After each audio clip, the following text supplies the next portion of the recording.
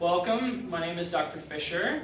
I am a primary care physician in the state of Washington. I also have a distance clinic in Iowa, and I also do a lot of telemedicine online. Currently I have patients and clients in many different states, including I just picked up a patient in Europe.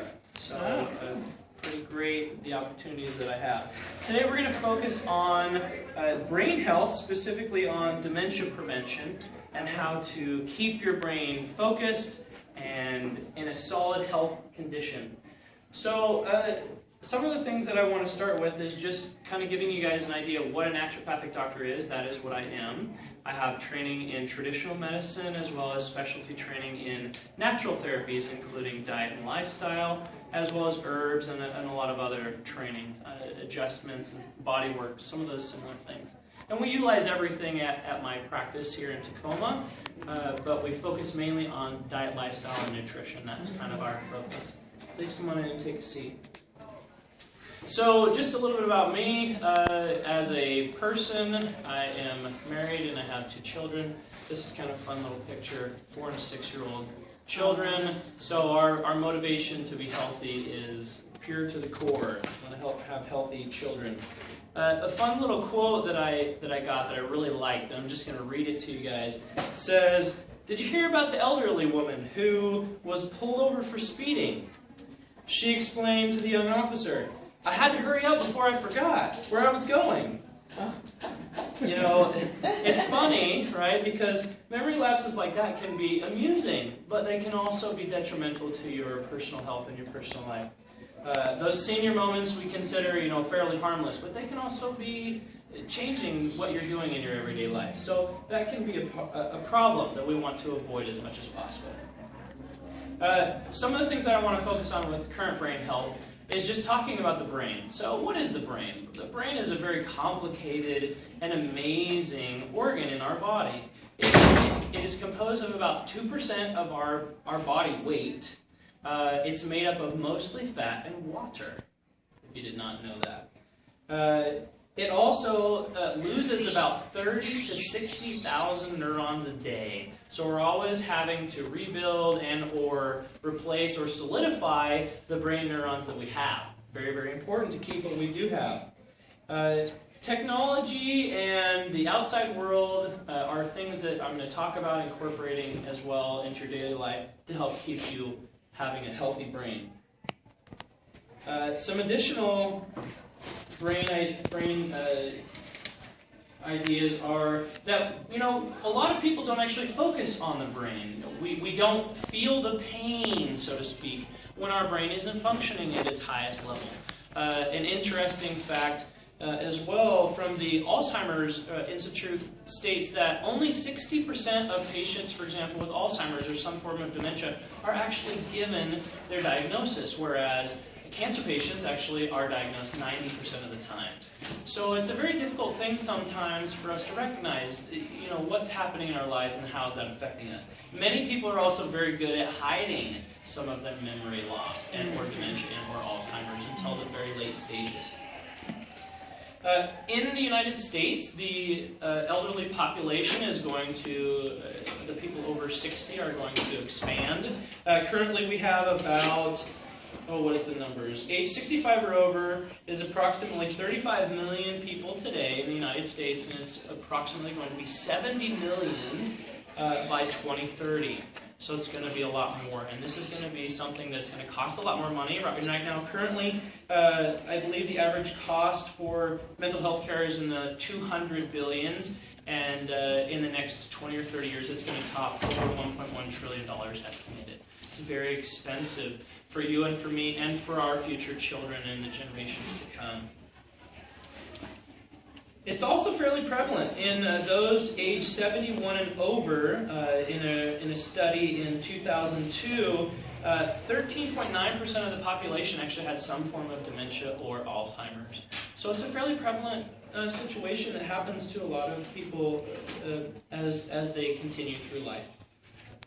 Alzheimer's as well, a very interesting statistic from 2000 to 2013. Alzheimer's incidence increased by 71%, while many other diseases actually decreased. And this is a very difficult thing to deal with, long term, because if you have a cancer or some of those sorts of things that are a little more tangible for people to deal with, Alzheimer's and the brain things, not as tangible, so a little more difficulty there.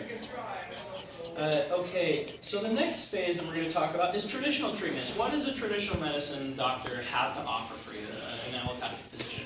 They have a few drugs, many of which have pretty intense side effects, and they're not guaranteed to last for very long. Sometimes they slow down progression. There's just not a lot out there. The typical phrase is, there's nothing we can do for dementia and Alzheimer's. If you're going to get it, you're going to get it. Yeah. I disagree with that. To a lot of degree, there's a lot that you can do. Diet and lifestyle and a couple of other things that I'm going to talk about, of course.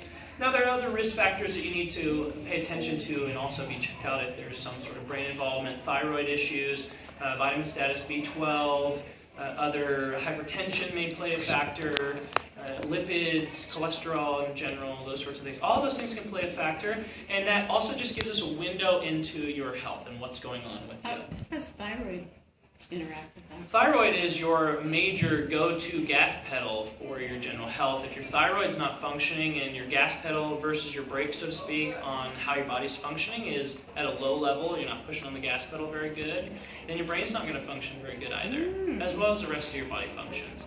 So it's really important to recognize the whole body is part of your brain working. Okay. Right? So it's a great interaction. Now I'm going to give you some basic tips that are going to help, and a lot of you have already incorporated many of these things. Some of these things may be new, some of them may be things that you're familiar with. So some of the things in which I usually recommend to my patients on a regular basis are simple things. Getting back to nature is simple as breathing, water, healthy foods. By healthy foods, I mean not something you're going to find in the middle of the grocery store. Something that looks like something that you got from nature, right? And I'm going to talk about each one of these kind of in detail as I go along here. Movement therapies of all kinds, hydrotherapy, the water, hot and cold, and or other therapies that include hot and cold, movement of the blood, so to speak, to kind of move oxygen and get the body pumping appropriately. Life is about movement, and if we don't have enough, these are just therapies that are going to help with that movement. Castor oil packs, this is an old ancient tradition that you may or may not have heard about, so I'm going to talk about that for just a few moments. Sleep hygiene, how important that is for your brain to be able to recuperate and recover at night, as well as getting outside and being in the sunshine. Please come on in and take a seat. As well as getting outside and getting into the sun is very important for your long-term health as well. Technology, I'm going to give you some technology ideas, websites, and some other fun little tips and tricks that I give some of my patients clinically every day. There's also so many other therapies that I use. I'm not going to discuss any of them today, but know that there are a lot of different things that we utilize in our clinic setting above and beyond these things. But these are great basics, great place to start. First of all, deep breathing. Now, who practices deep breathing or some form of meditation? Like, a few of you? So, breathing. Why is breathing important? Well, if you think about it, how many minutes can you go without taking a breath before your brain says, oh, I'm done, right? Breathing is a very important component of life, and when we have a hard time breathing or we're not breathing appropriately, then our body goes into a stress response. We're in a stress response, we're running away from a bear. How long can you run away from a bear before your body starts deteriorating?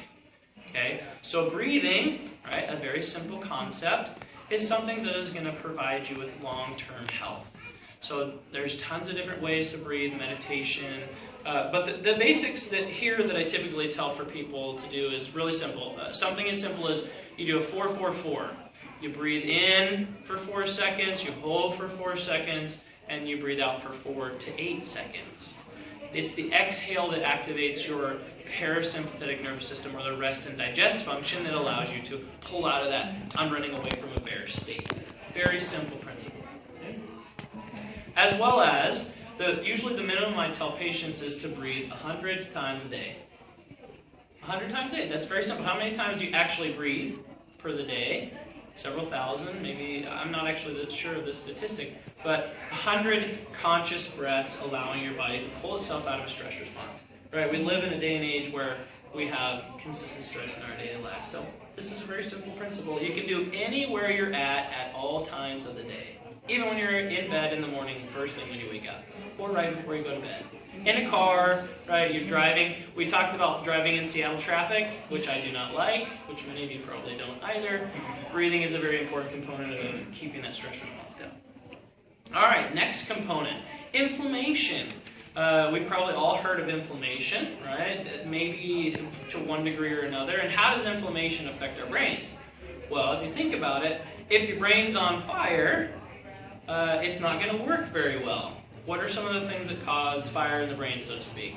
Unhealthy foods, stress, outside trauma. It can be from chemical nature, exposures to pesticides, chemicals, all sorts of different paints and solvents, anything fun projects you work at home to chemical industrial things, right? And or the foods that you're taking in. A lot of pesticides and fertilizers and those sorts of things are placed on our foods and cause stress to our bodies. So it's important that we recognize what are we exposing ourselves to and what are we eating. So how do we deal with that? Well, first of all, talking about the foods that we eat. The foods that are really processed, that don't look like when you pull it out of the ground or you pull it off of a tree, the farther away that you get from that, probably the more inflammation it's going to cause to your body. The more fire. Think of it like this perspective. This is the way I usually tell my patients. Your body's on fire, your brain's on fire. Are you going to operate very well? Are you going to be able to think very clearly? Probably not. You're going to be right. Your body's going to be constantly trying to put that fire out. And what is one of the most important things that we need to do to put fires out that we don't do in America? Drink water. Right? How underhydrated are we as American population? Who likes to get up and drink 1 or 2 or 3 or 4 or 5 or 6 cups of coffee in the morning? We live in Seattle. I came from Portland. Everyone loves coffee by the pot. Okay? And what is coffee? It is a stimulant, right? It gives you a little energy, it makes you feel good, so to speak. A lot of people enjoy just the tradition of sitting down and taking a breath, right? I think that's a lot what people get from the coffee. But one of the downfalls of coffee, especially if you drink too much, is it dehydrates you. It actually makes you lose water. So everyone thinking, oh, I'm doing fine, I'm drinking my coffee, maybe a little juice. What you're actually doing is you're dehydrating yourself. And what is the brain made up of? Mostly water and fat.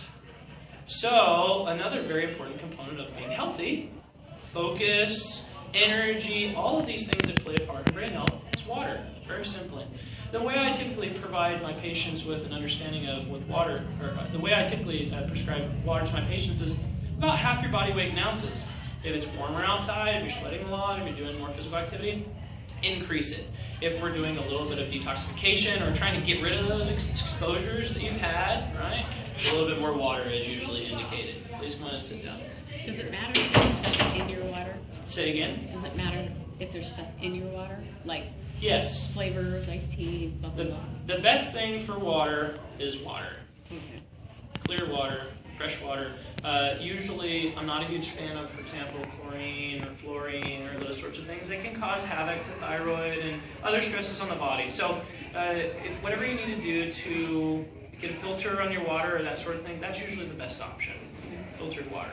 And there are a lot of different situations, for example, where people have a health craze with, for example, alkaline water or distilled water. And there are certain situations and that people maybe are okay with that, but some people are in states of health where actually distilled water or pH water is actually detrimental to their health.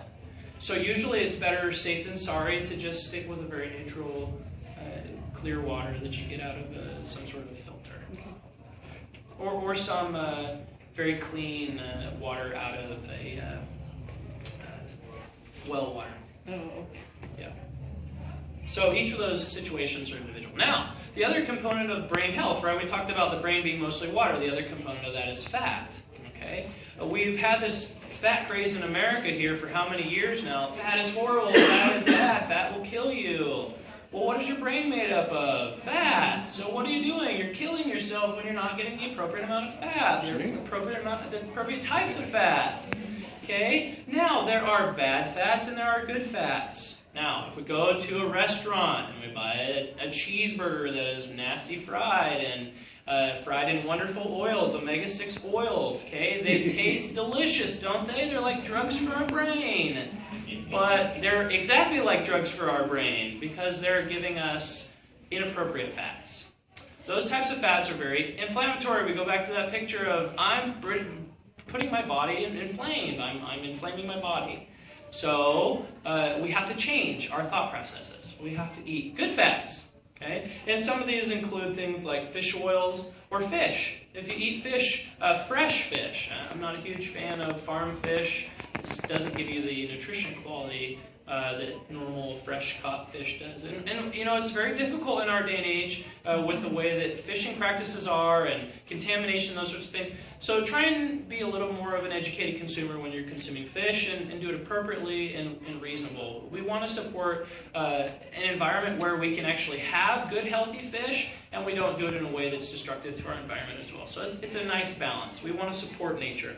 As well as there's different things like sesame seeds and flax seeds and pumpkin seeds that are also very helpful. Some people have a harder time converting them. They don't have the enzymes that convert them over to the good, healthy fats as easily.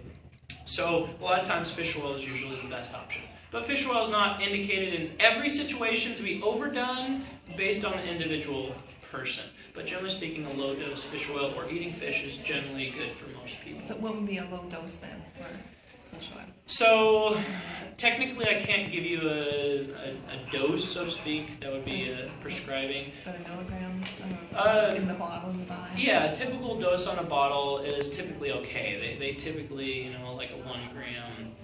And usually the way I prescribe it to a patient, again, I'm not prescribing this to you, but typically what I do for patients is anywhere from 500 milligrams to 3 grams of the EPA, DHEA, or DHA combined, different than the basic fish oil. But there are some constituents in normal fish oil, like I usually do cod liver oil. It has other things in it like vitamin D, vitamin A, things that are very healthy, things that our grandparents used to give to us for health. I remember. Yeah, it used to taste really nasty. Most of them nowadays taste much better. Okay? But the reason why they did that was to provide you with health. And you probably recognize that your generation or generations in the past have been much healthier than my generation, my children's generation, because we've gotten away from some of those very healthy fats. So it's good to go back to those old things. Okay, those old things have become new again. So diet is a very important component. In my personal clinical practice, we do diet specific to people's metabolism because everyone is an individual. There are a lot of different diets out there, paleo diets, different diets for weight loss, and a lot of them are very great, but no diet works for everyone. One man's food is another man's poison, and I can clinically say that is the case. Okay? So there is no one magic cure for everyone. Everyone has to do it a little bit differently, but a lot of the recommendations I give are just general recommendations that work for most people. Okay? Very conservative approach. Okay? Another big one is coconut oil. It is a saturated fat that has been given a hard time for the last 40 or 50 years. It's being found to be great for people with diabetes and or dementia or Alzheimer's. I've heard some really great clinical stories as well as just some great research out there on it. So cook with it. Again, it's not indicated for everyone, but generally speaking, it works for a lot of people. It's very good. Movement. So we talked about going and being active in the community. In some of my conversations here earlier with some of the other people here, it's important that we get out and we move. 30 minutes a day is usually the typical average that I tell patients that they need to do. Now, I just read a research article yesterday that said if you get up and have 2 minutes of movement, a good amount of movement every hour, it will offset your sitting for that time period. It's very essential that you do that because it will take years off of your life. Every hour that you sit, it adds to your increased chance of stroke and diabetes and all the other health complications that come with living a long life. So if you get up every hour and walk very sternly for 2 minutes. Now, an important distinction in this research study that said if you get up and stand up, it's the same as sitting down. Okay? You have to get up and move consistently. Now, do you have to do every hour? No, you don't have to do every hour. You can do every couple of hours, but it has to be, in a chunk. Like you could do 5 minutes or so every 2 hours to get going. So simple things like that are also going to make a difference in your long-term brain health. Okay?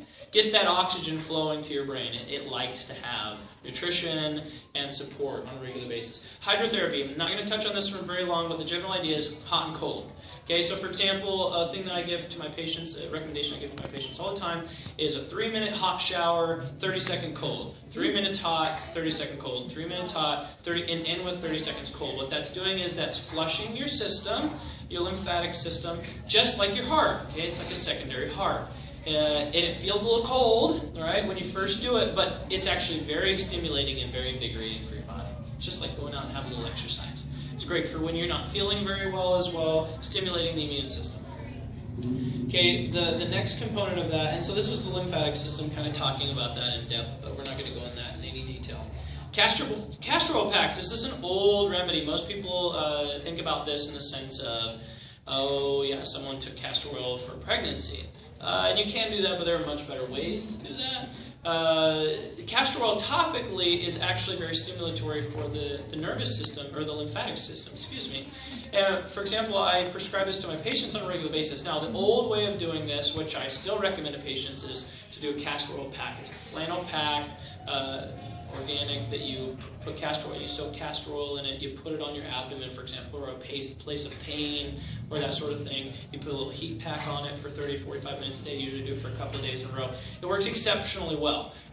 Recently, clinically, what I've been telling patients is just a very light coat. So they have rollers now. It's really nice. You just roll over your abdomen from a little castor oil roller at night, put it on an old t-shirt, go to bed, wash it off in the morning, makes you sleep a little better, activates your rest and digest system, helps you flush your lymphatic system, and makes you feel great. It's great for the brain. It Why would stimulates the that do brain. that though from the out? So it stimulates the lymphatic system. So your body, the nervous system, is your skin. It's your overall whole entire body. And your abdomen is a huge component of moving everything. All your internal organs are here. And castor oil is from the castor bean. It's a ricin. You may have heard of that. It's a toxin, neurotoxin, or a little, like a pinprick is enough to kill whatever. But the castor oil applied topically is a little bit of an irritant. And what it does is it actually gets things moving in the body.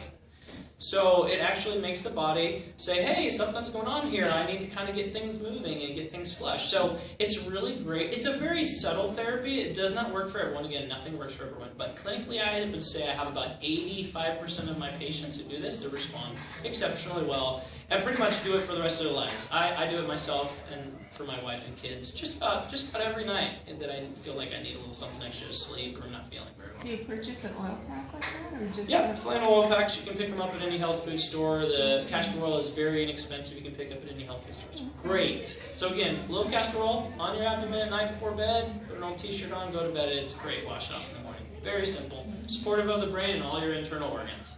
Makes you feel good.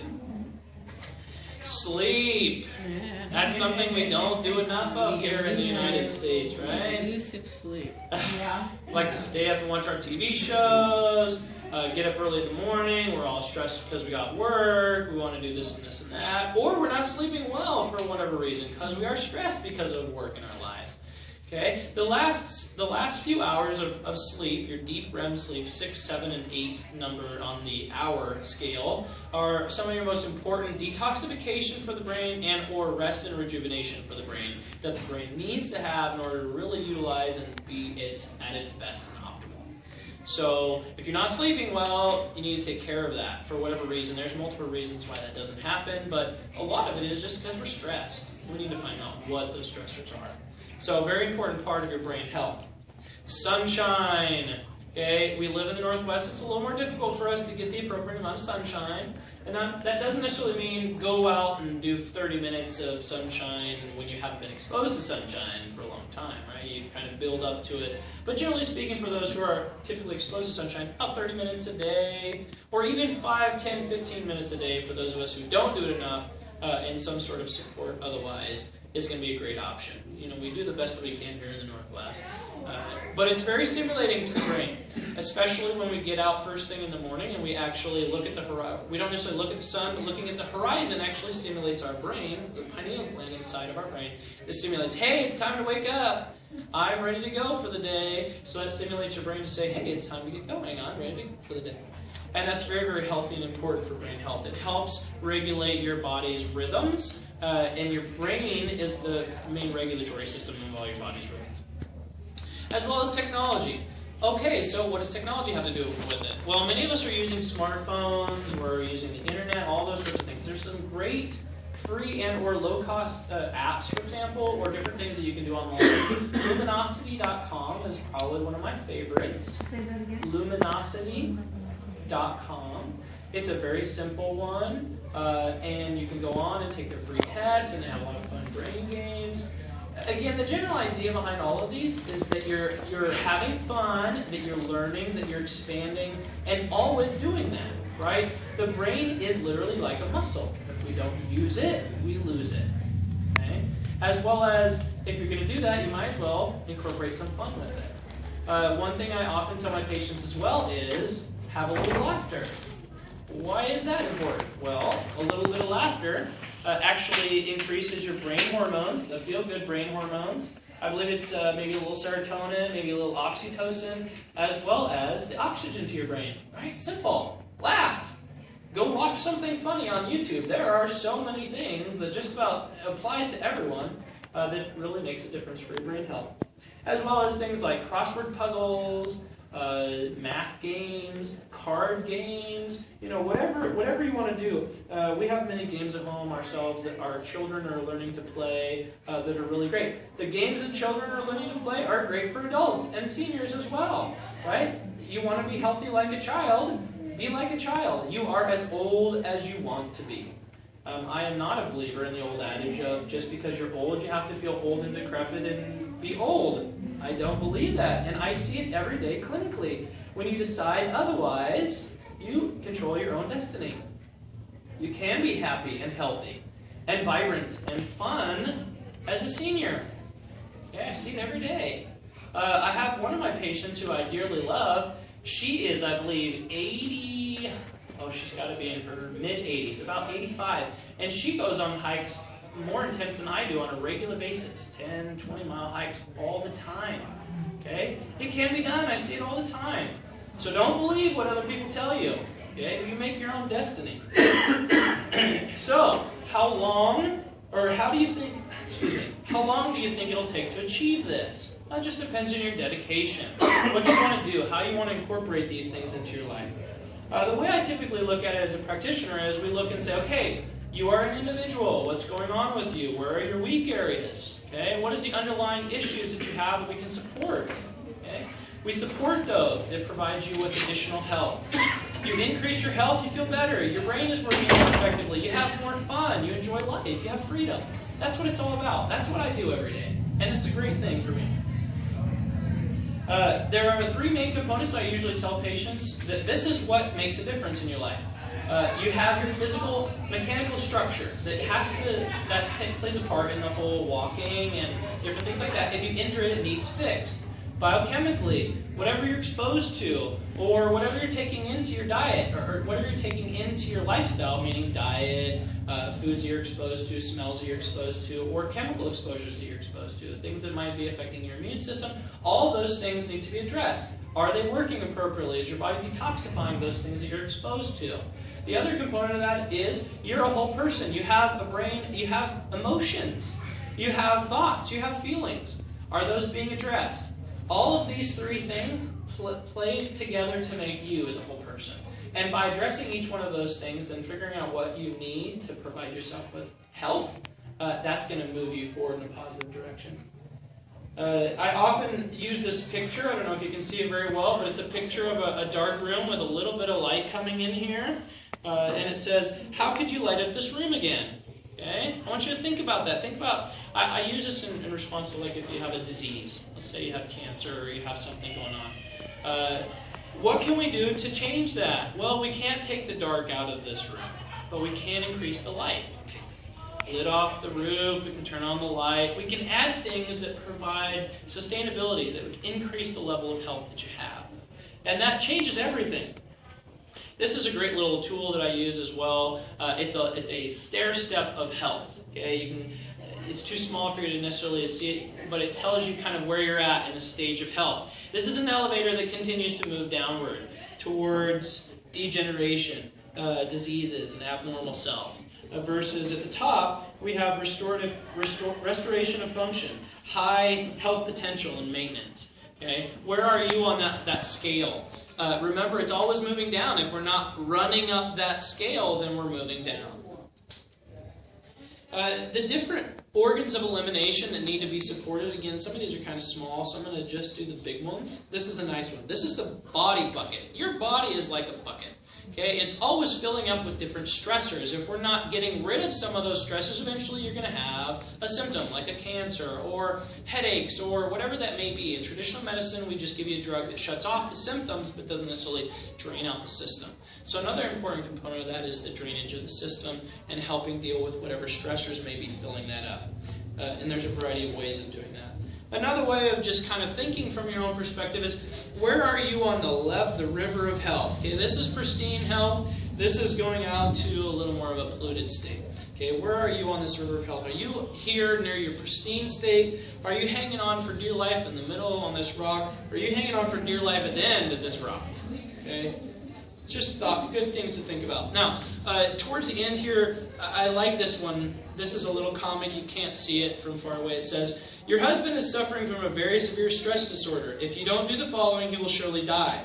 Each morning, fix him a healthy breakfast. Be pleasant at all times. For lunch, make him a nutritious meal. For dinner, prepare an especially nice meal. No chores, no nagging. Oh, yes. And make love several times a week. Do this for the next year, and he'll regain his health completely. And there's a raggedy guy here in the doctor's office. And this is the doctor talking to the wife. And then, of course, she's talking to him later, and she says, or the guy says, what did the doctor say? And she says, you're going to die.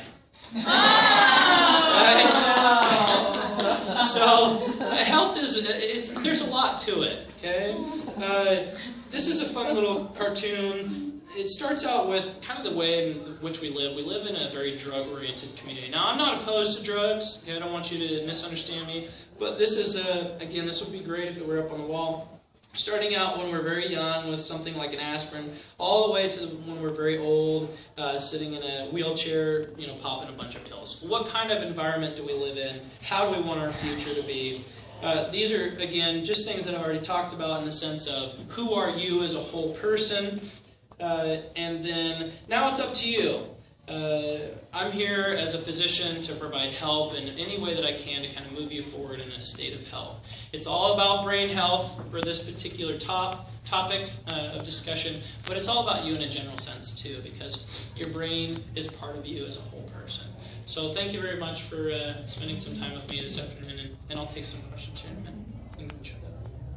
Now, anybody? Thank you.